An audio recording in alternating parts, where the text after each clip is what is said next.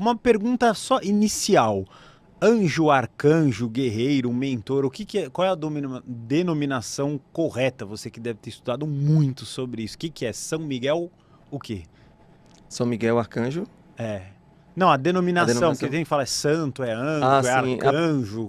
Qual Isso. que seria? Arcanjo. Apesar de o nome, algumas pessoas chamarem São Miguel, mas não tem nada a ver com santo, porque ele não esteve aqui. Os Uhum. santos geralmente estão associados à Igreja Católica e eles já estiveram aqui como nós, encarnados. E o Arcanjo Miguel, ele é uma força sublime, está dentro do estudo dos arcanjos, Os arcanjos. principalmente dos 7 arcanjos, e ele está direcionado ao primeiro raio, que é o raio azul, se formos olhar pelo estudo dos 7 raios, da fraternidade branca.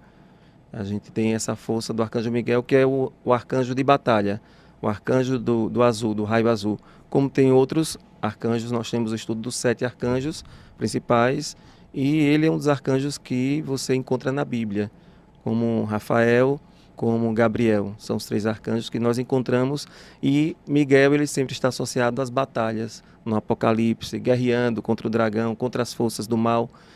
Então é essa denominação, ele é um arcanjo.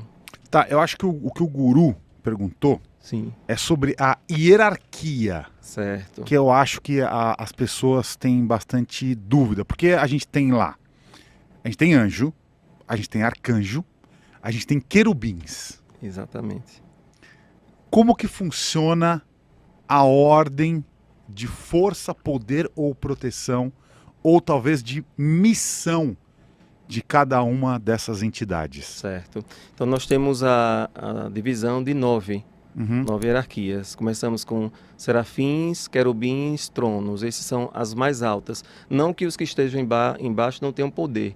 É porque como uma grande empresa que tem o presidente, os diretores, os gerentes, então os serafins, aqueles que estão mais próximos de Deus, da criação, temos os querubins, que são aqueles que têm 4 asas, e cada um tem o seu formato, inclusive em alguns livros sagrados a gente tem serafins, 6 asas, os querubins, 4 asas, os tronos que cuidam também da força de Deus.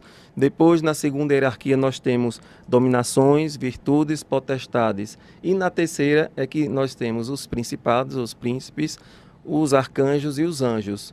E dentro dessa hierarquia, quanto mais alta, mais próximo está do universo, da criação, dos planetas. E os arcanjos e anjos, eles estão mais próximos de nós, seres humanos. Principalmente os anjos que nós temos, o anjo da guarda, o anjo do registro, que é aquele que nos acompanha com o nosso pergaminho da vida. Quando a gente faz a reunião do Conselho Kármico, por exemplo, a gente direciona para o anjo do registro para que, às vezes, ressignifique aquilo que a gente tem feito aqui na nossa vida, aquele determinado ponto que a gente parou de fazer para a nossa evolução. O anjo vem, quando a gente invoca, é claro, porque a energia de anjo a gente precisa invocar, precisa decretar, precisa chamar. E acima dos anjos existem os arcanjos, que são como os ordenadores dos anjos.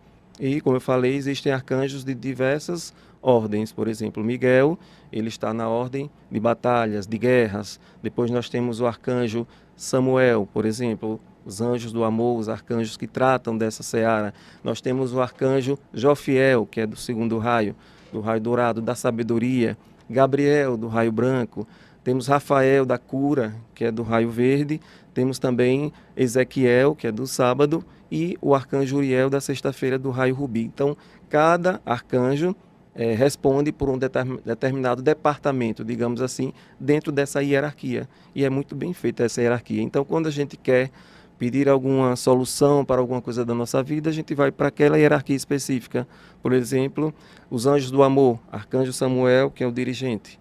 Os anjos de batalha, que Miguel, por isso que a gente tem muita afinidade, porque a vida é uma batalha, né? Desde que a gente nasce, segue as batalhas mesmo que a gente enfrenta. Por isso que Miguel ele está bem à frente e ele é o grande ordenador dos anjos, de modo geral também.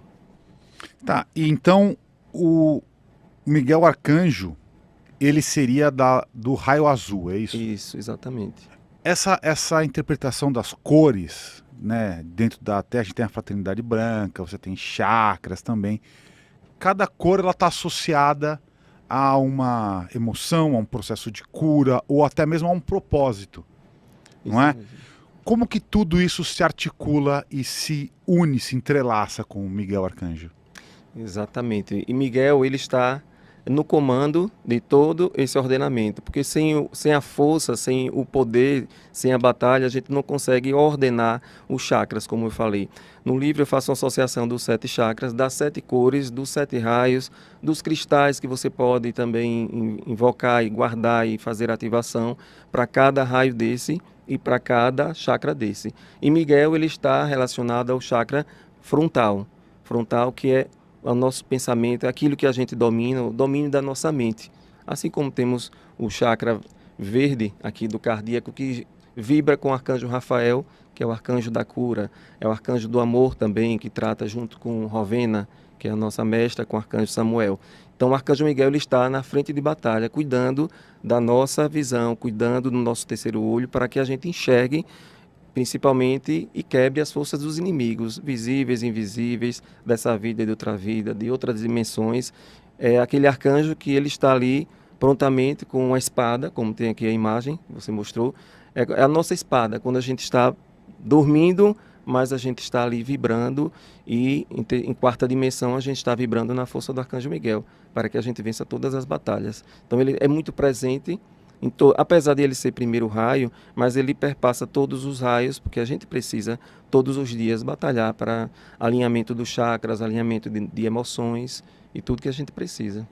Tá, então, o arcanjo Miguel está relacionado à batalha, à luta, ao enfrentamento, certo? Sim. E aí ele tem uma relação direta com o nosso chakra frontal, que seria o chakra denominado na cor azul, não é? Mas o chakra frontal, ele é muito relacionado à intuição também. Também. À clarividência, talvez, ou telepatia, ou o poder da mente, do conhecimento.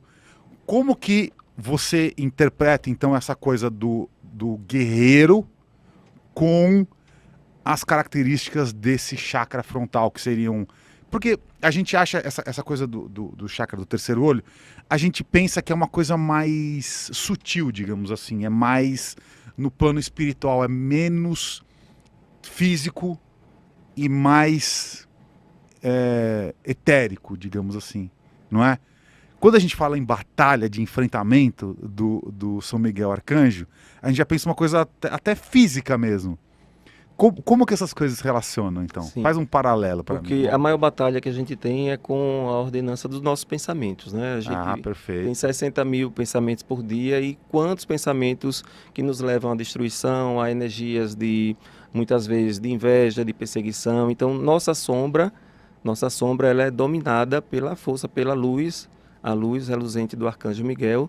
Por isso que ele está nesse chakra principalmente, para que nós tenhamos pensamentos mais qualificados, e as batalhas começam na nossa mente. Às vezes quando eu estou assistindo algum filme, alguma coisa, a gente diz assim, se fosse em cima, né, eu matava, eu pegava, mas a maior batalha é a força do pensamento, é a magia. Muitas pessoas que fazem magias com as outras, elas fazem por meio do pensamento, e a pior magia que tem negativa é a força do pensamento em direção à outra. Pai Damião sempre diz que tem 5 pessoas sempre pensando em nós. Então, quando a gente percebe que às vezes o pensamento não é bom, e a gente baixa um pouco nossa vibração, é quando você eleva as espadas do Arcanjo Miguel, para a gente ficar na vigília mental. Porque com o poder da nossa mente a gente consegue tudo. As afirmações positivas mesmo, o poder do eu sou, elas estão diretamente ligadas a essa força do pensamento. Tá, então, com base nisso que você falou, que é muito legal, vamos pegar aqui o nosso Miguel Arcanjo, vou só tirar, ele tá com tem um terço aqui junto com ele. O Miguel Arcanjo que tá aqui, né? Então, nesse caso, ele está com uma espada, né? E ele está lutando contra uma figura demoníaca aqui. Então, o que você está explicando para a gente é que essa batalha é justamente contra as nossas sombras internas, que estão contaminando a nossa mente e o nosso pensamento. Então, essa figura que está aqui, que seria esse demônio, na verdade, é o nosso pensamento, é nós mesmos. Nossa forma de pensamento. Os elementais artificiais que nós criamos, que às vezes nos acompanham até de vidas após vidas.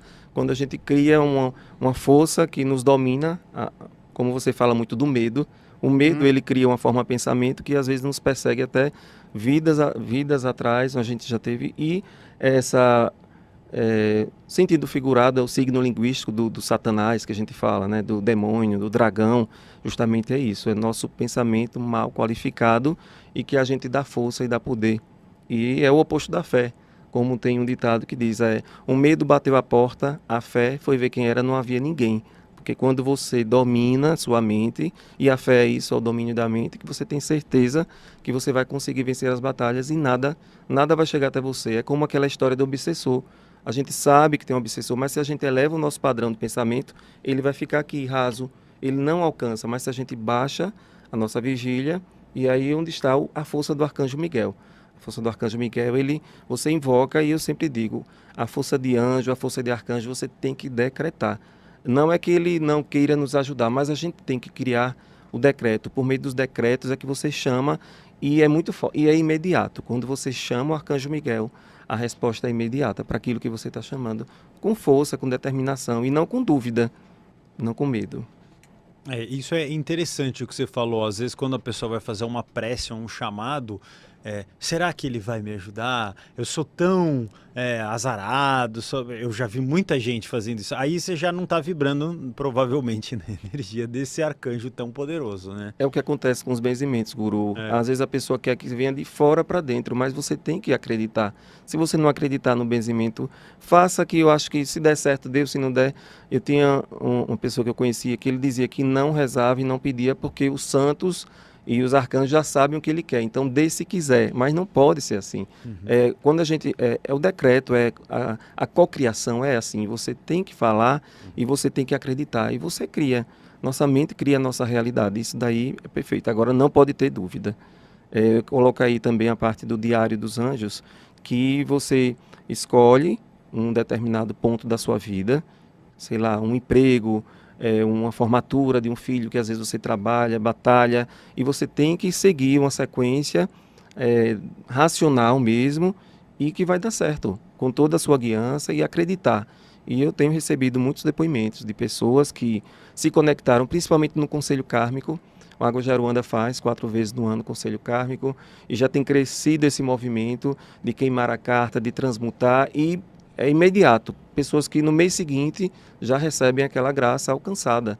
E agradecendo também aquilo, você agradece como se já tivesse acontecido para a sua vida. Legal, perfeito.